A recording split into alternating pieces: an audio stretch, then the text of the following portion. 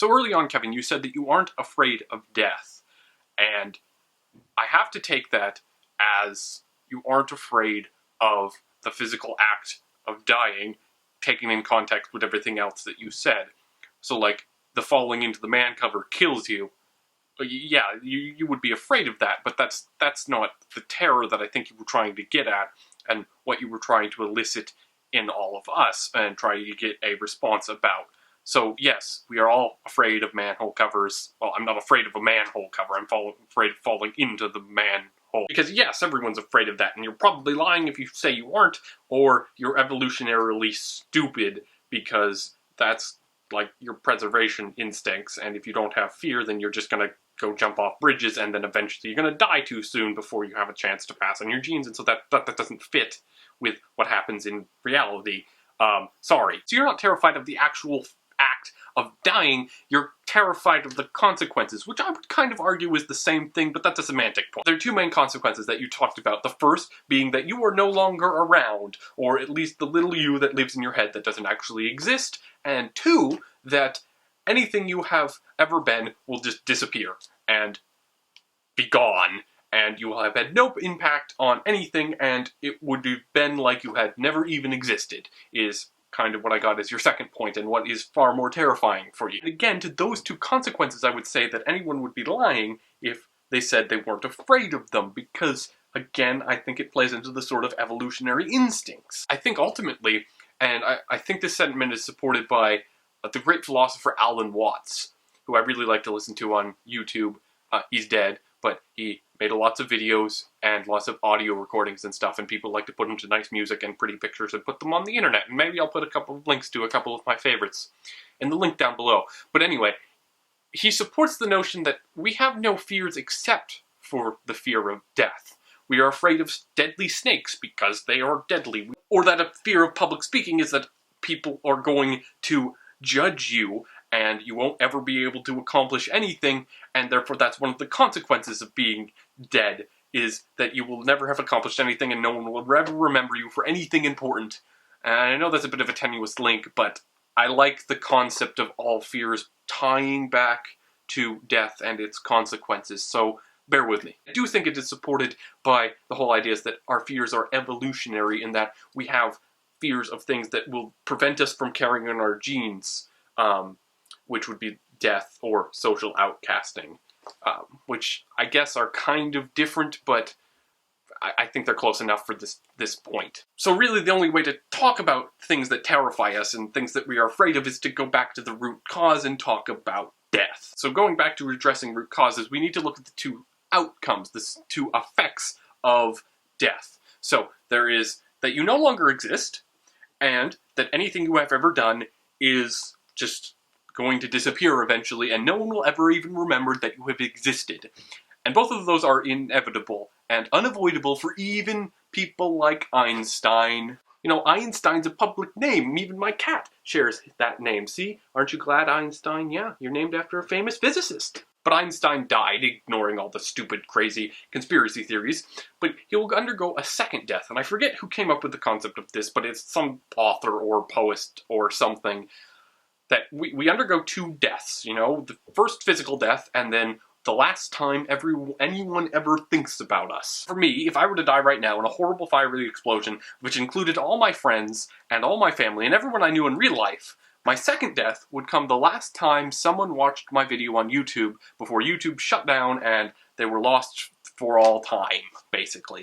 Because I haven't written anything, and if everyone else I knew in real life died, it would just leave you guys, and you maybe some of you would think about me even after you watched my video, but eventually, given time, you'd just forget about me, and I think YouTube would outlive you, and then someone eventually would watch my video and probably never think about me ever again, and that would be my second death. And the thing about both of those deaths is that both of them are completely and totally unavoidable. No matter what you do, you can't do it. For the first one, death. We all die. Even if you could upload your consciousness and move the little guy to a computer, eventually the sun would explode. And even if we had got away from the solar system and went to another one, that sun would explode. And eventually the entire galaxy would explode. well, not all at once, but every individual star, and if we ping-ponged around, eventually the universe would either heat death or cold death, depending on which chaos or whatever theory that you choose to believe, and even if we could then slip through the theoretical cracks between the theoretical worlds and go to a completely new universe, eventually it's all going to run out. There's only so much energy in the universe, and I mean, even in the other universes, assuming they follow the same physical laws, which I guess you can't, but that's divergent and extremely unlikely that we will achieve such things.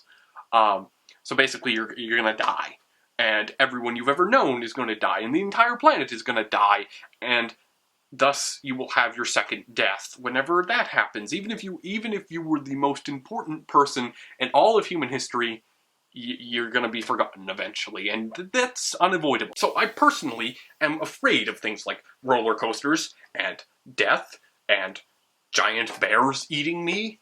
I'm not afraid of what happens after death. And the only reason I'm afraid of those things is because it's evolutionarily advantageous for me to be afraid of them. If I wasn't, I would probably die a lot sooner. And I do value my life that I have here, and I would like it to exist for the longest amount of time possible. I will choose to extend my life in any biological means that keeps my brain. I would put my brain in a jar and connect it up to a computer, as long as it wasn't copying me, as long as I was just living in the little jar and running the computer and existing that way. That's fine with me. But when you start copying, I don't like it, and I will probably never accept it. But the end result is I'm not really afraid of non-existence, because there's no point worrying about things that you can't control. It doesn't help anyone. And if you can let go of it, and I know it's harder for some people to let go of things than others, but if you can, you really should. Because you can't control it, and you don't know what's going to happen. I mean, maybe God exists. You can't say he doesn't. I mean, you can say it's improbable, and you can't control your life around it, but maybe he does, and maybe he's a lot nicer than a lot of religions make him out to be, and everything's just happy on the other side. I don't know. And that's as far into religion as I'm going to take us, and that's a fact. So I think it's important that we let go of the feeling of control over such an issue, because it's pretty much the one thing in the entire universe that we just can't control and will never, ever be able to control, even once we can control entire galaxies, which is physically possible. We can make the mathematical models, and we could eventually move our galaxy around as a giant spaceship. But we can't avoid death, and we can't make ourselves last forever. And I think people would be better off just accepting that and moving on.